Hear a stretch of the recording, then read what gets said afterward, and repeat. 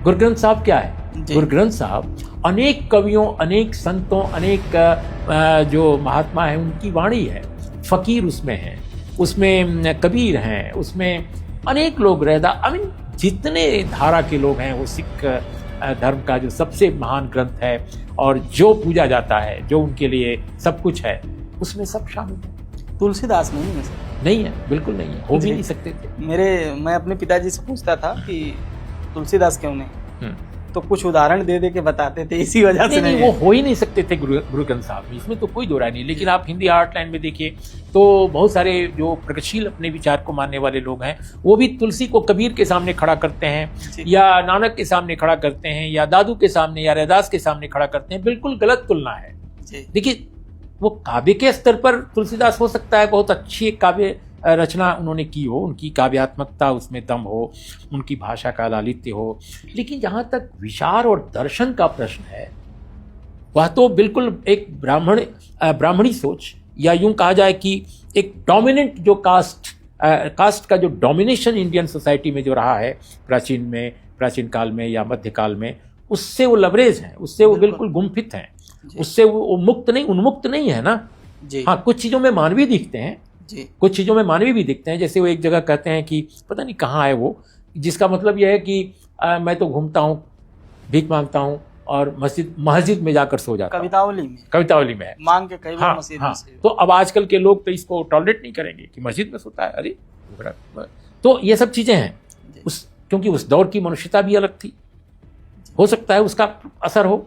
लेकिन जहाँ तक तुलसी का प्रश्न है, वो गुरु ग्रंथ साहब जैसे एक सेकुलर, एक डेमोक्रेटिक, एक लिबरेटेड विचारधारा से जुड़ा जो ग्रंथ है, उसमें उनके होने का कोई वजह नहीं, कोई मतलब नहीं। मेरे घर के लोग तो इतनी प्रभावित थे कि सबका नाम ही वही रख दिए। जी हाँ, परमिंदर आप जी, ऐसे परमिंदर, हरमिंदर।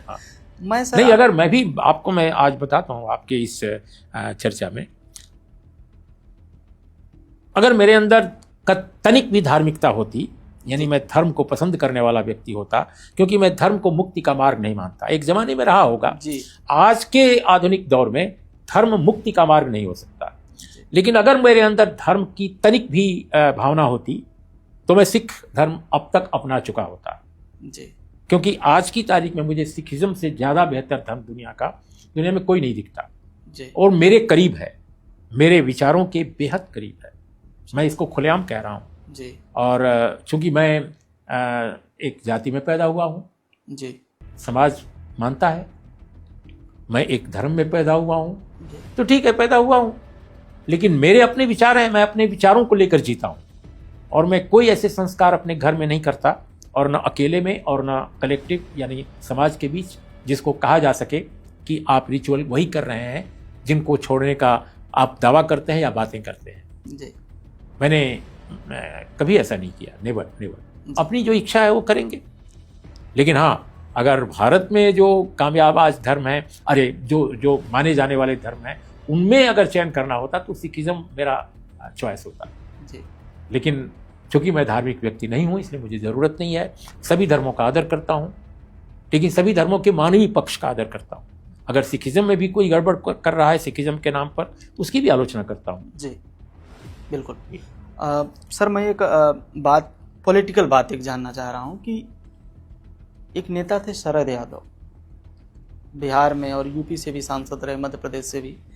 मैं उनके बारे में ये जानना चाहता हूँ आपसे बतौर पत्रकार कि वो 17 साल एनडीए के संयोजक रहे,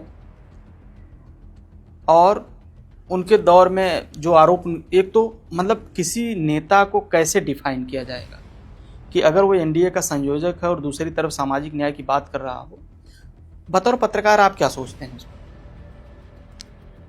देखिए, सामाजिक न्याय के बड़े जो भारत में नेता हैं, समतावादी या समाजवादी या सेकुलर डेमोक्रेटिक, उनमें मैं कुछ नेताओं के नाम ले लेता हूं, तो आप समझ जाएंगे कि मैं क्या किसके लिए कह रहा हूं। मैं मानता हूं उसमें अन्नादुरई, पॉलिटिशियन करुणानिधि, पेरियार तो खैर फिलोसफर थे, विचारक थे, उनकी बात। फिर केरल में अगर मैं लूँ तो संतों की बात छोड़ दीजिए, नारायण गुरु या अहंकाली की, उन लोग संत थे, एक विचारक थे। दार्शनिक थे, लिबरेटर थे। लेकिन और लोगों का नाम ले लीजिए पॉलिटिशियंस में, तो मैं मानता हूं कि समता मूलक समाज और सामाजिक न्याय के लिए जो बड़े काम करने वाले जो नेता हैं, उनमें जैसे EMS नंबूदरीपाद को मैं मानता हूं, जो ब्राह्मण कम्युनिटी में पैदा हुए, लेकिन गजब का काम उन्होंने किया। जी जी। और सोशल रिफॉर्म्स भी किए। एंटी ब्राह्मणिज्म जो उनके काम थे वो भी अपने ज़माने में बेमिसाल थे।